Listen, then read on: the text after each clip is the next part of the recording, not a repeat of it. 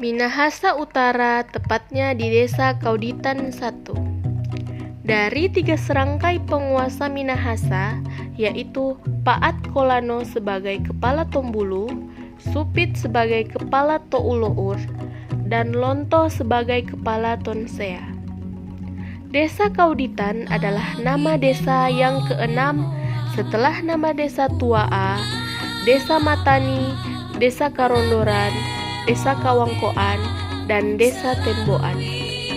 Kauditan sendiri diambil dari asal kata maudit atau maudit-uditan yang artinya bersatu dan berusaha sungguh-sungguh. Demikianlah gagasan dari Petrus Ngantung sebagai kepala Wanua atau Tua Banua.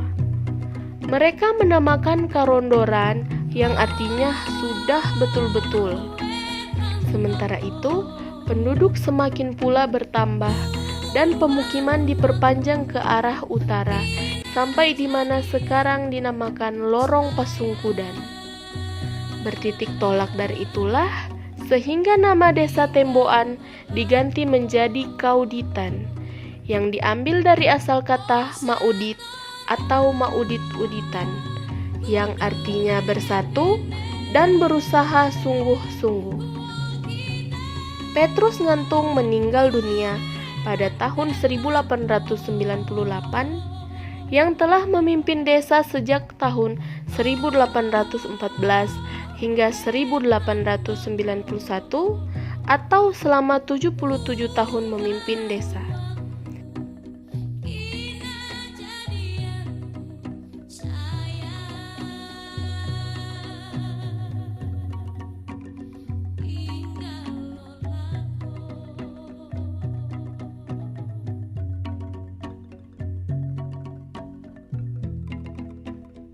Indonesia sedang dilanda pandemi yang disebut COVID-19.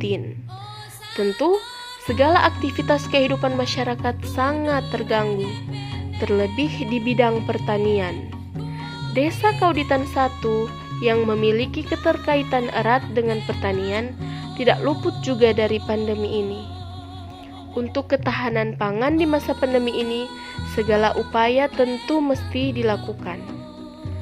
Ketahanan pangan sendiri memiliki 2 kata kunci penting, yaitu ketersediaan pangan yang cukup dan merata, serta akses penduduk terhadap pangan, baik secara fisik maupun ekonomi. Namun, di masa pandemi ini, diterapkanlah PPKM atau pembatasan pergerakan kegiatan masyarakat yang tentu sangat berpengaruh bagi masyarakat untuk mengatasi ketersediaan pangan. Lalu, apa yang harus kita lakukan? Apakah kita tidak perlu memikirkan pangan? Jika terlalu takut akan pandemi ini, artinya kita tidak akan memenuhi kebutuhan pangan. Karena, walaupun dalam masa pandemi sekalipun, manusia harus memenuhi kebutuhan pangan agar tetap bisa makan. Tidak ada yang tidak mungkin. Masyarakat Desa Kauditan 1 sadar akan pentingnya pangan dan dengan kebijakan mereka untuk tetap bertahan di era pandemi ini. Maka, masyarakat tetap beraktivitas dengan menggalakkan sektor pertanian, beternak, perikanan darat, ekonomi kreatif, UMKM, dan banyak hal lainnya untuk pengembangan masyarakat di tengah pandemi ini. Walaupun masyarakat tetap beraktivitas, namun, tentu tidak melupakan protokol kesehatan yang dianjurkan pemerintah. Memang membebani masyarakat dengan menjaga jarak antar sesama. Tidak bisa sembarang menyentuh dan harus memakai masker setiap saat. Dengan adanya batasan ini, masyarakat diharuskan mundur selangkah untuk dapat melompat lebih tinggi di kemudian hari.